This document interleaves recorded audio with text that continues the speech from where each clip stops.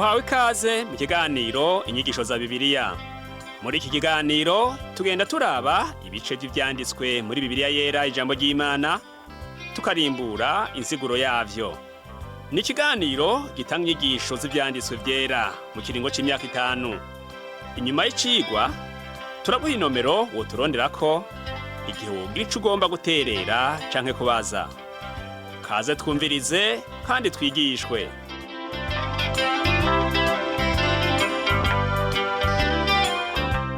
Nshuti nawe mugenzi uri kurumviriza zino nyigisho za Bibiliya, ndakuramukije amahoro y'umwami wacu Yesu Kristo abane nawe. Uri kumwe na Pastor Samuel Nsabimbona sanzwe ndagushikiriza izi nyigisho ku izina rya Transworld Radio mu Burundi. Mu cigwa giheruka twarabonye ingene Yesu yageragejwe na Satani, ivyo biheze akaja mu gisagara cy'iwabo Nazareti, ntibamuhe agaciro. Twarabonye ko yaciye aja mu gahinga ishengero ryinshi rikamukurikira. Harakoretse ibitangaza bitari bike kandi benshi bakira indwara bari bafise. Inyigisho z'uno munsi zifatiye ku gihimba ca 5 c'ubutumwa bwiza uko bwanditswe na Luka. Turasoma duhereye ku murongo wa mbere tugeze ku wa 39. Turabona ingene Yesu yahamagaye intumwa ziwe zimwe zimwe, n'ingene yakijije umunyamibembe hamwe n'ikimuga. Mu mpera ya kino gihimba ca 5 Yesu arigisha ivyerekeye kwisonzesha. Reka rero tudatevye turabe ingene Yesu yahamagaye intumwa ziwe zimwe zimwe. Twobanza tugasomera hamwe ubutumwa bwiza uko bwanditswe na Luka, icyo gihimba ca 5 imirongo 3 ya mbere. Haravuga ngo, nuko ishengero ririko riramubanda ryumva ijambo ry'Imana, yarahagaze ku musenyi w'ikiyaga c'Igenezareti. Abona amato abiri aziritswe ku nkombe y'ikiyaga, ariko abarovyi bari bayavuyemwo boza insenga. Atambukira mu bwato bumwe bwari ubwa Simoni, aramusaba ngo abwigizeyo buve ku nkombe gatoyi. Aricara yigisha ishengero ari mu bwato. Ico kiyaga c'Igenezareti ni ca kiyaga c'i Galilaya. Abarovyi bari bamaze kuva mu bwato, baza bariko baroza insenga. Yesu rero yatambukiye muri ubwo bwato, asaba Petero ko yobwigiza mu mazi ngo bave ku nkombe, abariho yigishiriza. Mbega aho hantu heza ho kuvugira ubutumwa, ndibaza ko ibi vyari bifise isiguro ikomeye. Waruzi yuko ahantu hose uwigisha ijambo ry'Imana ahagarara ari mu bwato? Niko biri, kuko harya ahariho hose uhagarara ukavuga ijambo ry'Imana maze ukaronka abantu. Yesu niwe yabivuze neza abwira ba barovyi ati, nzobagira abarovyi b'abantu. Ibi rero ntibisigura ko iminsi yose tuvuze ubutumwa tuzoroba amafi menshi, kuko n'abarovyi siko vyabagendeye. Ahubwo bisigura ko dutegerezwa kwama dukora uko dushoboye kose kugira ngo tuzane imitima y'abantu kuri Kristo Yesu. Reka twumve ivyakurikiye ku murongo ugira 4. Haratubwira ngo, ahejeje kuvuga abarira Simoni ati, igira mwidwenga muterere insenga zanyu murobe. Harababona yuko ubu bwari ubugira 2 ahamagara izo ntumwa.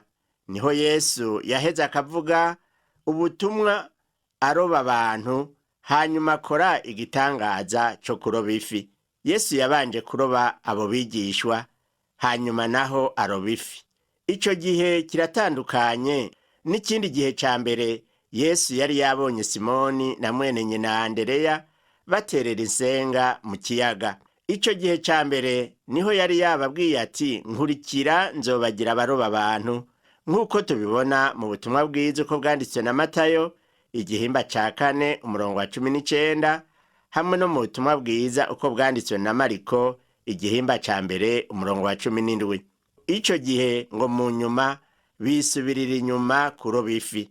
Ibi dusomye muri iki gihimba ca 5 c'ubutumwa bwiza uko bwanditswe na Luka biratwereka aho Yesu yahura nabo ubugira 2, agasanga bagerageje kuroba bakabura. Igihe Yesu yigisha ubutumwa bwiza ari mu bwato, Simoni yari abwicayemwo, nawe nyene ariko aramwumviriza.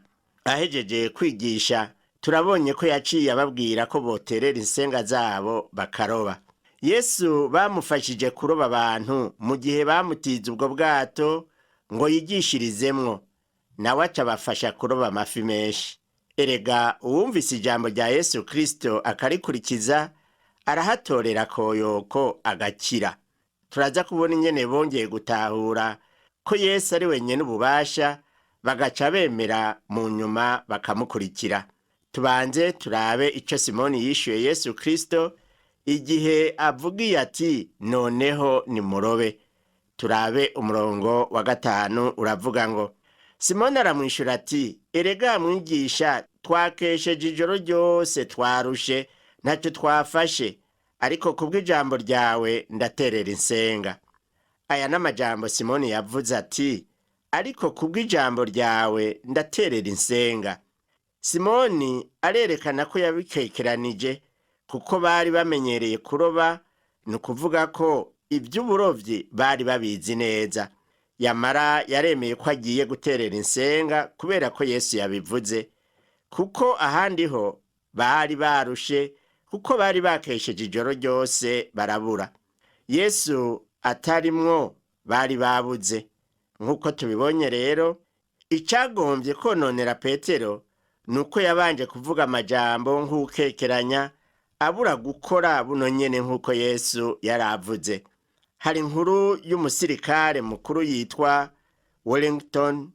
Umunsi umwe yahaye itegeko umwe mu bo arongoye kugira ngo nawe aribwira abatwara, hanyuma uwo arihawe aravuga ngo iryo tegeko ntirishoboka gushirwa mu ngiro.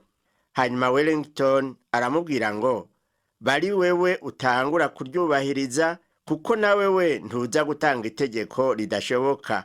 Uko niko na Yesu Kristo rero, mu gihe atanze itegeko tumuhaririza, canke ngo tugakekeranya, canke tugatanga izindi siguro, ahubwo icari gikwiye no gushira mu ngiro icavuze. Yesu ntashobora kuvuga ikintu ngo kireke kuba. Ariko turabe ku murongo wa 6 ingene vyagenze bamaze kwemera kugira nk'uko Yesu yababwiye. Aho tubwira ngo babigize baroba ifi nyinshi cyane, insenga zabo zigomba gucika. Kuroba bikogwa hakurikijwe amategeko yabyo. Abarovyi bararaba aho ukwezi kugeze, bakaba bategerezwa kwegera mu bibanza ifi zikunda kuba zirimwo, kandi birasaba umwanya no kwihangana, kuko ntibaja mu mazi ngo bace bafatisha amafi ako kanya nyene. Icigwa gikuru ngaha nuko kuroba gutegerezwa gukogwa nk'uko Yesu abitegeka. Asanga ugomba kuroba abantu ngo bave mu vyaha, utegerezwa kubigira urongowe na Yesu, ukabikora mu bubasha bwa Mpwemu Yera. Ubwo bubasha yarabuhaye wewe na jewe, nico gituma ariko aradutuma kuja kubwira abandi ko ari we nzira n'ukuri n'ubugingo, akaba ari we wenyene ashobora kudushikana ku Mana. Turabe Petero n'abo bari kumwe muri ico kiyaga c'i Genezareti ingene bavyifashemwo babonye baronse ifi nyinshi cyane. Umurongo w'indwi n'uw'umunani ratubwira ngo bakura bagenzi babo bari mu bundi bwato ngo baze babafashe. Baraza buzuza ubwato bwompi bwagomba kwibira. Ariko Simoni Petero abibonye yikubita imbere y'amavi ya Yesu ati, vaho ndi mwami, kuko ndi umunyabyaha. Aho hantu habaye ukoroba kwiza. Vyabaye vyiza ko Petero yihana intege nke ziwe. Petero ati, vaho ndi mwami, kuko ndi umunyabyaha. Aha yari yibutse ingene Yesu yari yamuhamagaye ubwa mbere ngo abe umurovyi w'abantu, ariko akananirwa. Yarongeye araraba ingene yisubiriye kuroba ifi, akabona navyo nyene vyarase. Amaze kuva inyuma ya Yesu akisubirira kuroba, yibaza ngo kuroba vyo n'ubuhinga cane cane, ariko navyo nyene yarabonye ko atavyashoboye. Niho yagira ati, vaho ndi umunyabyaha. Nukuvuga ngo wopfa umurondera uwundi, nayo jeho ntaco nokumarira. Ariko Yesu we ntiyagomba kumuheba, yagomba kuzomukoresha mbere kumukoresha ibidasanzwe. Erega nawe nshuti yanje, Yesu ariko arakurondera ngo agukoreshe. Ico dukwiye gukora ni ukwitahura, tukamenya ko twebwe tutari abarovyi beza canke si ukuroba gusa, ahubwo turakwiye kumenya ko uvuye kuri Yesu ibyo akora byose aba abikora nabi. Petero n'abo bari kumwe barabonye ko aho Yesu ari byose biheza bikagenda neza. Raba ku murongo w'9 no ku murongo w'10 haratubwira ngo kuko atangaye n'abari kumwe nawe bose babonye ifi barovye. Na Yakobo na Yohana bene Zebedayo nabo baratangara, bari bafatanije na Simoni. Yesu abwira Simoni ati, ntaco utinya, kuva ubu uzoroba abantu. By'ukuri Petero yahavuye aba umurovyi w'abantu. Muribuka ingene ku munsi wa Pantekoti yigishije ubutumwa bwiza, hakihana abantu bashika 3,000. Twokwibuka kandi ko na Simoni adasinziriye, nawe nyene arakobeje mu kuroba abantu abikwegerako. Turasoma mu icete rya 2 ryandikiwe Timoteyo, igihimba ca 2 murongo wa 26 haratubwira ngo bagarure ubwenge, bave mu mutego wa Satani yabafashe ngo bakora ibyo agomba. Satani afise ibimenyetso byinshi akoresha ngo aturonke, ariko nitwumire ku musaraba wa Yesu Kristo. Ubu naho reka turabe igitangaza Yesu yakoreye umuntu yaragwaye imibembe. Turasoma mu gihimba ca 5 c'ubu butumwa bwiza uko bwanditswe na Luka, umurongo wa 12 n'uwa 13 haravuga ngo ikindi gihe ari mu gisagara kimwe muri vyo haza umuntu ajejeta imibembe. Abonye Yesu yikubita hasi yubamye, aramwinginga ati, mwami, ukunze woshobora kumpumanura. Aramvura ukuboko amukora kati, ndakunze humanuka. Imibembe ikimuvako. Kuva ku murongo wa 12 kugeza kwa 13 haravuga inkuru y'umuntu yakize imibembe. Luka yari umuganga mwiza, byatumye amenya ko gukira ku munyamibembe akijijwe na Yesu atari ikintu umuntu yopfa gutahura, kuko azi yuko iyo ndwara igoye kuvura, ariko ikaba yarakize mu buryo bw'igitangaza kuri uwo munsi. Ntibatubwira uko umuntu yafashwe n'iyo ndwara, ariko turashobora kwibaza ko yoba yarabonye utumenyetso duto duto twayo, hanyuma akaba yobwira n'umugore wiwe ngo amufashe kuraba ivyo ari vyo. Haheze iminsi boba barabonye ibimenyetso biguma bigwira, hanyuma bigira inama yo kuja kuraba umuherezi. Uwo nawe nta kindi yamufashije atari ukumukumira, agakugwa mu bantu mu kiringo c'iminsi 14, nk'uko vyakorerwa abari bafise ibimenyetso bikekwa ko bagwaye imibembe ico gihe. Igihe yakugwa mu bandi muri ico gihe, ibimenyetso vy'imibembe vyarushirije kuba vyinshi. Hanyuma umuherezi aramubwira ko isuzuma ryerekanye ko agwaye imibembe vy'ukuri. Amaze kuvyumva, urumva yuko uwo muntu yagize agahindo gakomeye cyane mu mutima, arakomereka, asaba umuherezi kumwemerera akaja gusezera umugore n'abana biwe. Umuherezi aramwishura ati, oya, ivyo ntibishoboka, ubu ntiwosubira mu bantu, kuko n'uwo mugore wawe ntiwemerewe kumuha ibiganza vyawe, ndetse n'abana bawe ntiwemerewe kubakorako. Kuva ico gihe yaciye ajanwa ahantu ha wenyene atawomwegera, umuryango wiwe ukamugemurira ivyo bagemuye bakabitereka hariya kure, hanyuma nyamunyamibembe nawe akaza kubitora bamaze kwigira kure. Ntibwari ubuzima bworoshe, ariko uwo munyamibembe yagize umugisha ahura na Yesu. Mbega urashobora kwibaza amarusho uwo munyamibembe yari arimwo? Wibuke yuko umuntu agwaye imibembe yabahumanye, nta numwe yamukorako, nta nuwavugishwa. Nguwo rero umuntu w'intabwa, ariko ubuntu bagiriwe burarenze. Yegereye aho Yesu ari mu kwizera, aravuga ati, ukunze woshobora kumpumanura. Yesu Kristo umwami w'abami ntiyiriwe aratevya, yamwishuye ati ndakunze humanuka.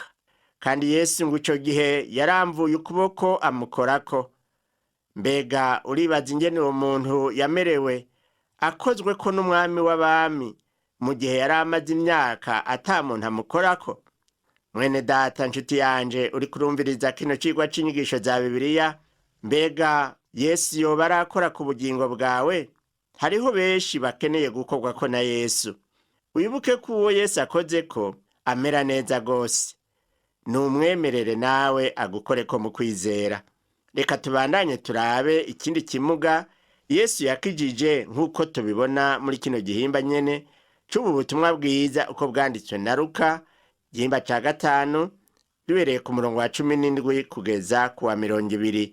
Haratubwira ngo umunsi umwe Yesu ariko arigisha, abafarisayo n'abigisha ivyagezwe bari bicayeho bavuye mu mihana yose y'i Galilaya, i Yudaya n'i Yerusalemu. Kandi ubushobozi bw'Imana bwo gukiza indwara bwari muri we.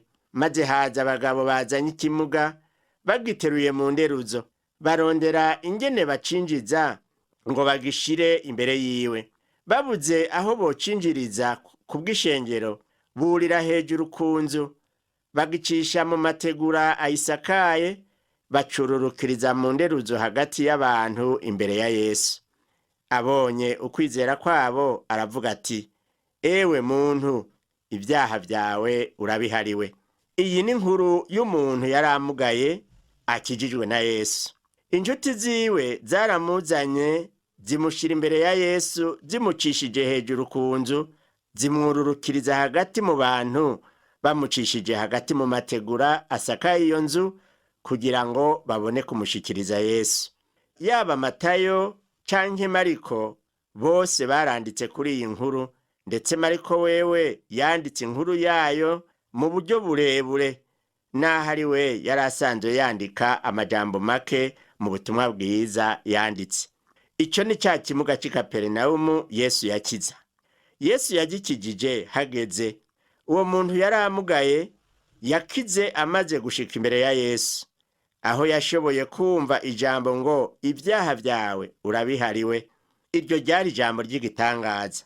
Hari abantu benshi batazokwigera bumva iryo jambo udahevye ngo ubaterure ubashikane ahantu boshobora kumva ijambo ry'Imana, canke wewe nyene ukaribabwira.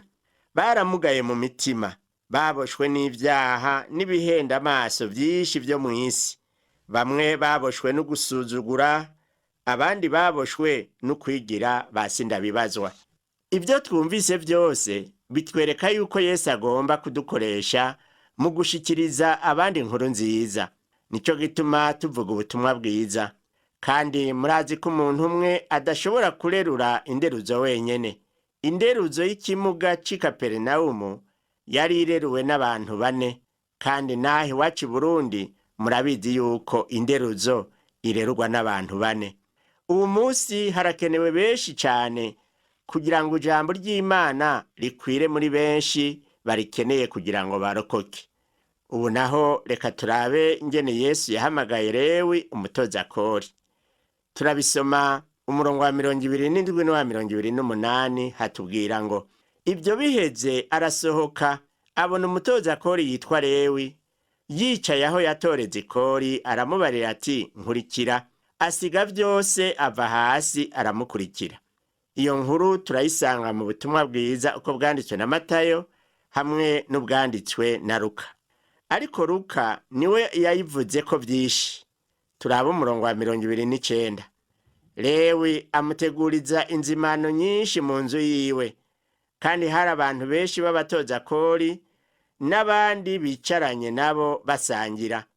Lewi yari yateguye amazimano, atumira abantu benshi kugira ngo babone akaryo ko gushikira Yesu Kristo no kumwizera. By'ukuri yakoreye Imana uko ashoboye. Yari umutunzi, maze ategura amazimano kugira ngo n'abandi bashobore kugirirwa ubuntu nk'ubwo yagiriwe mu kwizera Yesu. Abafarisayo bari ngaho n'abanyabwenge b'ivyanditswe baragize intambara mu mitima, ntibavyihanganira ngo bahore. uravye umurongo wa 30 hatubwira ngo abafarisayo n'abanyabwenge b'ivyanditswe bafatanye nabo bidodombera abigishwa ba Yesu bati, ni igiki gitumye musangira n'abatoza kori n'abanyabyaha? Aha baciye bahakika ikibazo, ariko umwami Yesu yari afise inyishu nziza cane. Uyumvirije urabona yuko Yesu akingira abantu biwe. Dusomye umurongo wa 31 n'uwa 32 ngo Yesu arabishura ati, abakomeye ntaco bagombera umuvuzi atari abagwaye. Sinaje guhamagara abagororotsi, ariko naje guhamagara abanyabyaha ngo bihane. Abanditsi n'abafarisayo bamubajije igituma asangira n'abatoza kori n'abanyabyaha. Inyishu ya Yesu Kristo yari itomoye cane. Niwe muganga mukuru. Nta kuntu rero yogendagenda akiza abatagwaye. Yaje gukiza abagwaye ibyaha. Ubutumwa bwiza mu by'ukuri nubwabarya bitahura bakumva ko babukeneye kugira ngo bakire. Hariho abantu benshi bibaza yuko bameze neza cane atakibi bakora kugeza aho babona yuko bidakenewe ko bokizwa. Bafise ingorane ariko ntibabizi. Utahuye yuko hari ico ukenye ugatahura ko ukeneye umukiza, ubutumwa bwiza buba ari ubwawe. Asangwa naho ubona wikwiye ntiwumve ko hari ico ukeneye, mbere ugaca wijanira inzira wihitiyemwo, iyo nzira nta handi izogushikana atari mu mahonero. Uko niko biri. Nta na kimwe umuganga mukuru ashobora gukorera biyumvira ko batagwaye. Reka turabe ku murongo wa 33 haravuga ngo, nabo baramwishura bati, abigishwa ba Yohana barisonzesha kenshi bagasenga, n'aba bafarisayo nuko, ariko abawe baririra barinywera. Abo bafarisayo n'abanyabwenge b'ivyanditswe baciye babaza Yesu igituma abigishwa biwe birira bakinywera ntibisonzeshe. Reka rero turabe ingene Yesu yabishuye ku murongo wa 34 n'uwa 35. Hatubwira ngo Yesu arababaza ati, mbega mwoshobora mute gutegeka batowe ngo bisonzeshe bakiri kumwe n'umukwe? Ariko hari iminsi izoza, kandi umukwe niyabakugwamwo bazoca bisonzesha muri iyo minsi. Ubu munsi naho tugira iminsi mikuru, turakeneye no gusenga twisonzesheje, kuko bifise akamaro, kandi turakwiye kuzirikana ko umwami wacu Yesu Kristo ari mu ijuru, natwe tukaba turi mu isi yanse kumwakira. Ariko igihambaye nuko ijambo ry'Imana ryoshikira bose bakava mu byaha, bakamenya umukiza bakunda ari we Yesu Kristo. Mu kurangiza, Yesu yaciye abacira umugani ku kiremo c'impuzu no ku mikuza y'insato, nk'uko tubibona hano mu butumwa bwiza uko bwanditswe na Luka igihimba ca 5 duhereye ku murongo wa 36 tukageza ku wa 39. Haratubwira ngo, kandi abacira umugani ati, ntawotabura ikiremo ku mpuzu shasha ngo acomeke ku mpuzu y'umushire. Uwogira atyo yoba atabuye shasha, kandi ikiremo atabuye kuri shasha nticomatana n'uwo mushire. Kandi ntawotara umutobe w'umuvinyu mu mikuza shaje, kuko umuvinyu woturitse iyo mikuza ugaherera hasi, imikuza ikabihomvye. Ariko igikwiye nugutara umutobe w'umuvinyu mu mikuza mishasha. Kandi nta muntu yanyoye umuvinyu umaze igihe yogomba umutobe, kuko avuga ati, umaze igihe niwo mwiza. Umuntu rero muri kameremere kiwe akunda ivyiwe vya kera, akunda umuvinyu wiwe wa kera, akunda idini yiwe ya kera. Igikuru nukumenya yuko umwami wacu Yesu Kristo yazanye ikintu gishasha mu isi. Ico kintu naco n'ubutumwa bwiza. Ntiyaje mu isi gutera ikiremo ku mpuzu ya kera, oya namba. Ntiyaje kuremura ivyagezwe, ariko yaje kuriha imyenda yacu mu kudupfira ku musaraba ngo dukugwe kw'ivyaha. Ikirushirije yarazutse mu bapfuye kugira ngo atwambike umutamana w'ubugororotsi, aduha umuvinyu mushasha ari wo butumwa bwiza.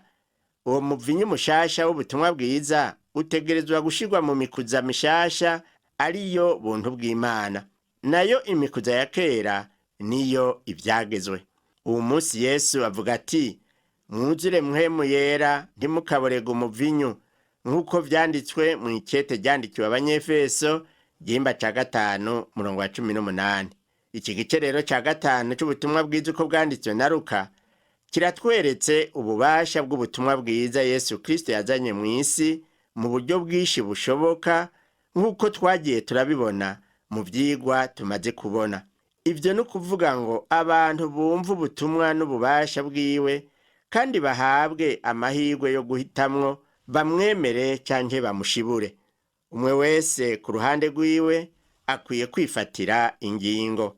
Ariko mugenzi uri kuranyumviriza kuri uno munsi muri kino cigwa cacu c'inyigisho za Bibiliya, inama no kugira nuko wokwemera kwakira Yesu, kuko womenya yuko ububasha bw'ijambo ry'Imana Yesu yigishije, ubwo butumwa bwiza ari bwo buturongora bukadushikana mu gakiza gatangwa ku buntu. Ubwo nibwo Yesu Kristo agusaba kwakira. Mugenzi, hamwe nawe wowe utarakira ako gakiza, nunyaruke kwa Yesu umutura umutwaro w'icaha cawe, nawe ariteguye kukubwira rya jambo ry'igitangaza ati, ibyaha byawe urabihariwe. Reka turangize dusenga. Mwami Yesu, ndagushimiye cyane yuko wazaniye isi ivyizigiro, uwukwizeye wese akaba ahabwa uburenganzira bwo kuzobana nawe mu bugingo budashira. Muri kano kanya Mana, ndasengera umuvukanyi yanteze amatwi ngakwizere, yemera igikorwa wamukoreye ku musaraba, maze akwimike nk'umwami n'umukiza w'ubugingo bwiwe. Ndamusengera ngo muhe umutima wo kunezerererwa kwitwa umwana w'Imana kuko akwizeye, mu izina rya Yesu Kristo, amen. Naho ubutaha, Umwami wacu Yesu Kristo aguhezagire.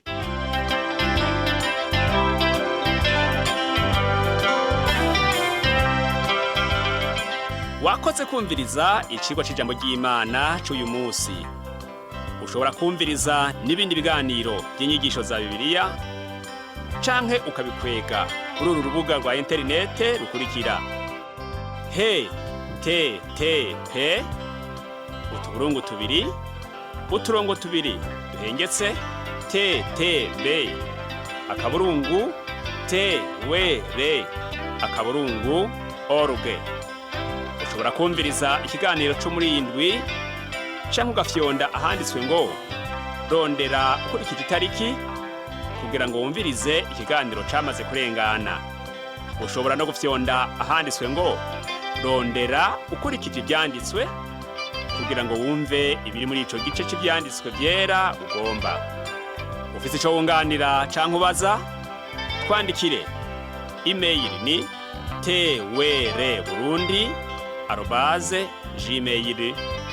twr@gmail.com. Ushobora kandi kudusanga kuri Facebook yitwa TWR Burundi. Ushobora no kutwakura kuri iyi telefone yo mu biro. Inomero ni 22 24 26 57 mu masaha y'akazi. Canke kuri telefone ngendanwa, inomero ni 69 67 12 77 79